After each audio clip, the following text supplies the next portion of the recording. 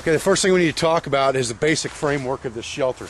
And you can see what I've got here is I have one main support beam going back that's longer than the length of my body. And then I have 4 subsequent structures. 2 of them come out toward the front at approximately a 45-degree angle. And 2 of them go backwards at a 45-degree angle, and they're all intertwined together. That's the basic structure for the inside. That gives me a dome area right inside there, and this is why I call this a spider shelter, because it becomes a little bit of a spider web as you go through this exercise. Okay, you can see looking at this thing that I'm building kind of a bell in the front of this thing, and then as we get back toward the back, it's going to lean down toward the foot area, but this will give me more area on the inside for number 1, insulation, and for number 2, room for gear. And I think that's important even in a survival shelter, that you can get your gear inside where you can get to it if you need to. Okay, you can see we're starting to get the front of this bell closed in. We're going to stack a whole lot more on this side, obviously, and get to the back, and we'll show you more. Okay, we're starting to get somewhere now. You can see what this thing is. It's basically a combination of a wiki and a small debris shelter, because you have a wiki type structure at the front, which gives you a little bit of headroom and sit-up room in there. Also cook room if you should desire to do that, depending on how you set this up. And then you have an area back in the back for your feet that's a lot lower to the ground and will hold the heat in very well. So we need to put a bunch more branches on here. Then we're going to start covering this over with insulation. But this will give you the basic framework idea. I'll give you a look at the inside while you can still see inside there because it's light. It's pretty big on the inside. But the doorway is only probably 2.5 feet high, I would say. We got a pretty good framework going.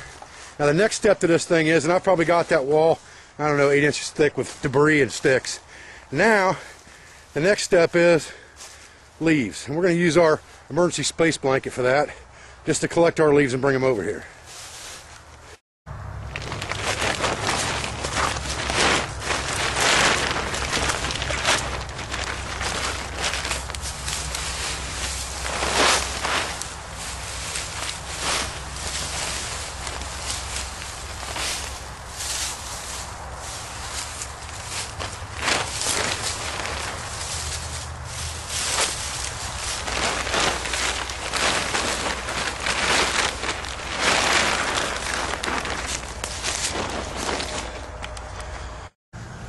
Alright guys, here's where we're at right now. You can see it's starting to take pretty good shape now. Not seeing much light on the inside. That's a good thing. Getting quite a bit of leaf cover over the top. Got a ways to go yet. I want this 2-3 foot thick on top of here. I want this thing to disappear into leaves. Then I'll be fairly happy. We'll straighten the front up a little bit here. See what we got.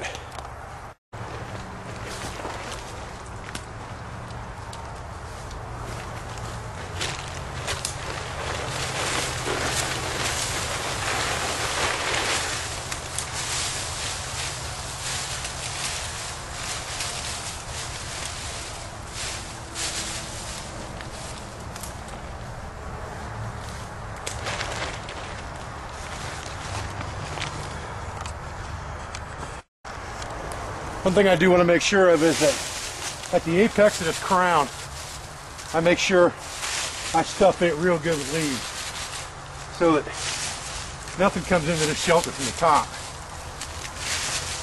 Any areas around the door, I'll stuff them and jam them real good too. Now I can make a grass mat right here if I wanted to hang over this door. Pretty easy. Just by hand or using a woodland loom method, as Dave has shown on Bushcraft on Fire, out of some of the local field millet and stuff out here. And then I could put a mat in there, but I'm going to put a bed of leaves in there anyway. And I'm going to show you what the inside of this looks like in just a second. That's the way I build what I call the spider shelter. It's a very good, sustainable shelter. As with every other shelter that's made from natural material, you do have to do some maintaining to it, you know, constantly add leaves and debris to it to keep it up.